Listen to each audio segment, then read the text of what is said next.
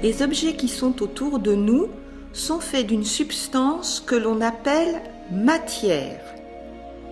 La matière ayant une masse, les objets qui en sont faits ont une masse.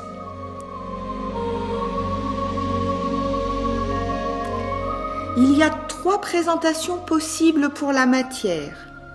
La matière peut être solide, liquide ou gazeuse. Ces présentations, ce sont les états de la matière. Il y a donc 3 états possibles pour la matière. L'état solide, l'état liquide, l'état gazeux. Tous les objets faits de matière sont construits à partir de toutes petites briques nommées atomes. C'est difficile de se représenter un atome car c'est vraiment très petit. Il y a différentes sortes d'atomes. Ce qui fait la différence entre les divers atomes, c'est qu'ils n'ont pas la même taille, ni le même poids, ni la même organisation interne. Le plus léger et le plus petit des atomes, c'est l'hydrogène. Le carbone est beaucoup plus gros et beaucoup plus lourd, 12 fois plus lourd. Dans la nature, il existe 92 atomes différents. Mais ceux que l'on rencontre le plus quand on travaille dans le secteur agricole sont les atomes suivants. L'hydrogène, le carbone, l'oxygène, l'azote, le potassium et le phosphore, le calcium, le soufre et enfin le magnésium. Pour former les objets, les atomes s'organisent les uns avec les autres. Plusieurs organisations sont possibles. Certains objets sont constitués d'atomes serrés les uns contre les autres. C'est le cas des métaux, l'or, le fer, l'acier. D'autres objets sont constitués de molécules. Une molécule, c'est un assemblage d'atomes liés entre eux.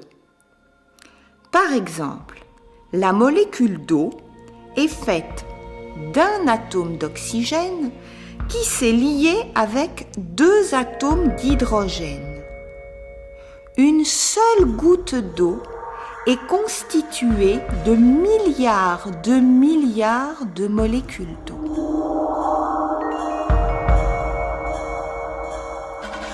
Autre exemple de substance faite de molécules, l'air. Dans l'air, on trouve différentes sortes de molécules. Les plus abondantes sont la molécule de diazote, qui représente 79% du volume de l'air, et bien sûr, la molécule de dioxygène, que l'on appelle plus couramment oxygène, et qui représente 1/5 du volume de l'air. Mais dans l'air, on trouve aussi des molécules moins abondantes, comme par exemple la molécule de dioxyde de carbone, qui ne représente que 0,03% du volume de l'air. Et dans l'air, toutes ces molécules sont mélangées les unes avec les autres.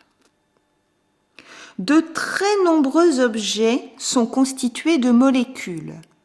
C'est le cas du papier,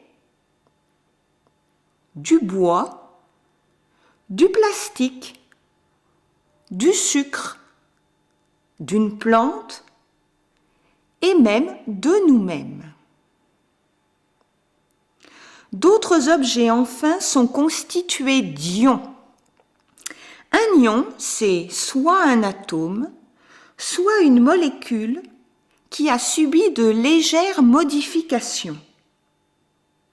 La conséquence des modifications, c'est que l'ion porte de l'électricité. Cette électricité peut être positive, mais elle peut aussi être négative. De très nombreux objets sont faits d'ions. Le sel de la cuisine, par exemple, mais aussi le calcaire et presque tous les engrais. L'ammonitrate, par exemple, qui est l'engrais le plus utilisé en France, est constitué de 2 ions, l'ion ammonium et l'ion nitrate. Ces 2 ions contiennent tous les deux l'atome d'azote. Les vaches, les argiles, la terre, les plantes et même l'agriculteur, tous ces objets sont constitués d'atomes.